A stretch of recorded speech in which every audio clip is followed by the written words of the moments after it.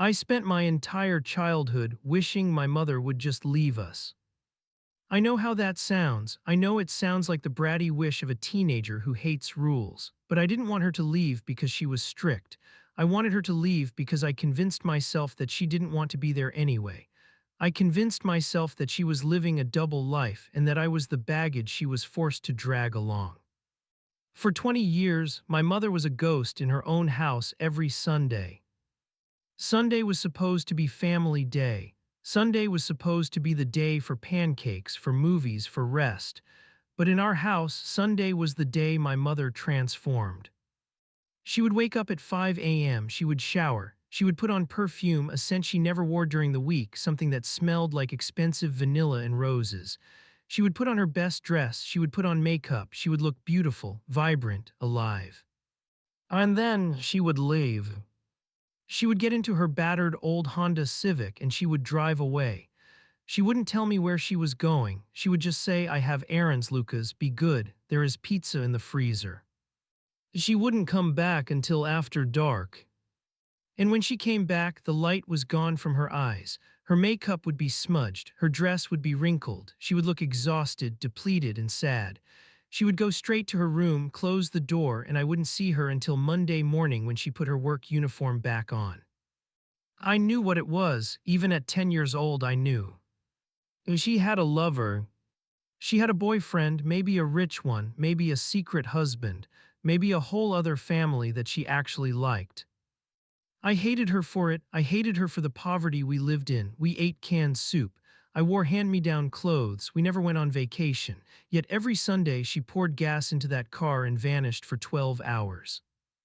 I hated her for the secrets. I hated her for the neglect. I grew up feeling like the consolation prize. I was the son she was stuck with, but somewhere out there on Sundays was the life she really wanted. 2 weeks ago, my mother died of a sudden stroke. She died on a Saturday night.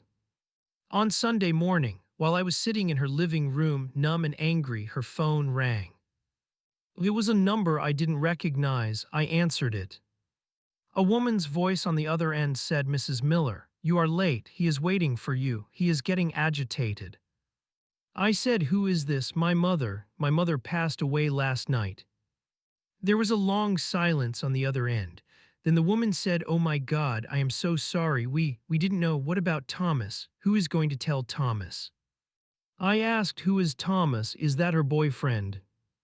The woman paused. She sounded confused. "Boyfriend, sir, I am calling from the Oak Ridge Care Facility. Thomas is, you don't know who Thomas is."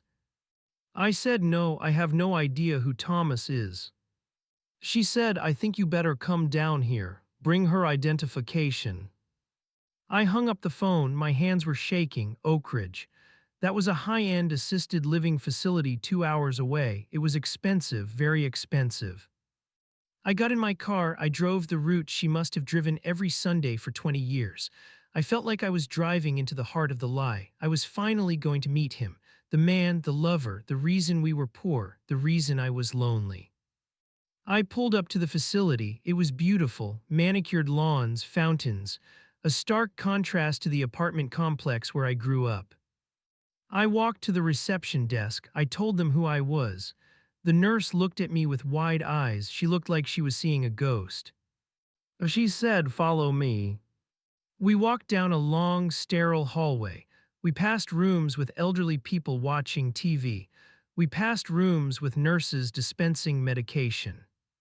Then we reached a door at the end of the hall. It had a keypad lock. The nurse punched in the code.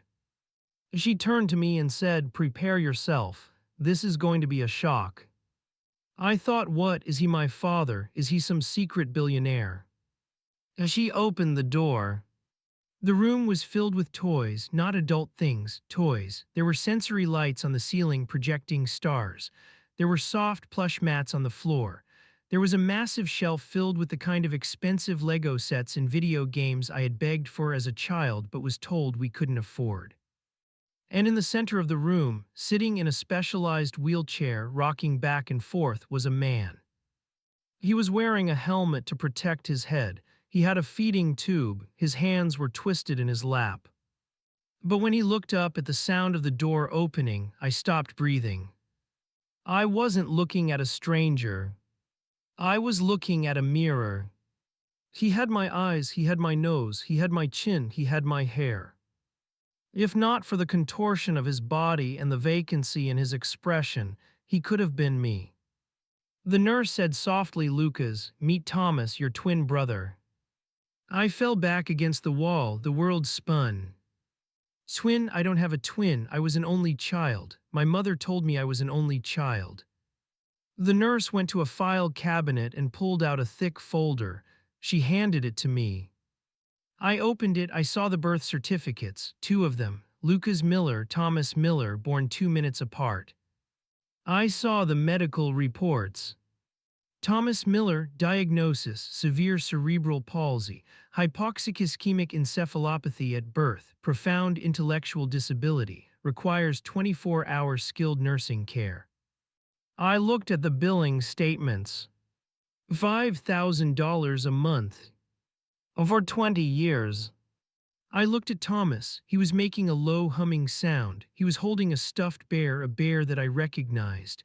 It was the same bear I had when I was 5, the one I lost. I thought I lost it. My mother had given it to him.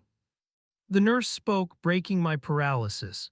She said, "Your mother came here every Sunday, rain or shine. She never missed a week. She would come at 8 a.m. and stay until 8 p.m. She would feed him. She would bathe him. She would read to him. She would sing to him. She was the only person who could calm him down when he had his episodes. She pointed to the shelf of toys. She brought him those. She said her other son, you, grew out of things, but Thomas never did. She wanted him to have the best. She wanted him to have everything he couldn't experience in the outside world." I walked over to the shelf. I saw a remote-controlled car. I remembered asking for that car when I was 12. Mom had said, "It is too expensive, Lucas. I am sorry." She had bought it, but she brought it here. I saw a jacket, a cool leather bomber jacket. I wanted that jacket for my junior prom. She said no. It was hanging in his closet. She hadn't spent the money on herself. She hadn't spent the money on a boyfriend. She hadn't spent the money on vacations. She had spent every spare dime, every ounce of extra energy, keeping my brother alive and comfortable in the best facility in the state. I looked at Thomas again. He was looking at me. He tilted his head. He reached out a hand. He made a sound. Lou. The nurse gasped. "He has never tried to speak before. He thinks you are her, or he knows you are his brother." I walked over to him. I knelt down. I looked into his eyes, my eyes. I realized the magnitude of the lie. My mother realized early on that she couldn't raise two boys alone, not when one needed round-the-clock medical care. She couldn't work enough to pay for his needs if she was taking care of him at home. And she couldn't give me a normal life if our entire existence revolved around his care. So she made the most impossible choice a mother can make. When she separated us, she put him here where he could be safe and cared for, and she kept me with her where she could try to give me a future. But she couldn't afford both lives, so she sacrificed our lifestyle. She sacrificed her own comfort. She sacrificed her relationship with me. She let me believe she was selfish. She let me believe she was absent. She let me hate her. Why? Because if I knew I had a brother who was suffering, I would have felt guilty. I would have felt the weight of it. I would have stopped asking for things. I would have worried. She wanted me to be free. She wanted me to be a normal kid with normal teenage angst who worried about girls and grades, not about feeding tubes and seizures.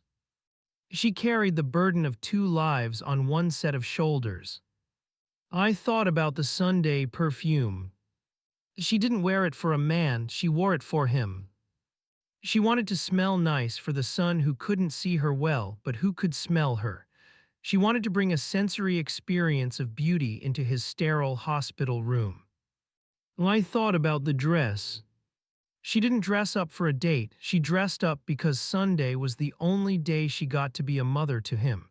It was a holy day for her. It was the day she visited her secret heart. I looked at Thomas's hand. It was soft, uncalloused, My mother's hands were rough, cracked, and bleeding from the cleaning jobs she worked to pay for this room. She had absorbed all the hardness of the world so he could be soft. I reached out and took his hand. He gripped my finger. His grip was surprisingly strong. He smiled. It was a crooked, uncontrolled smile, but it was pure joy.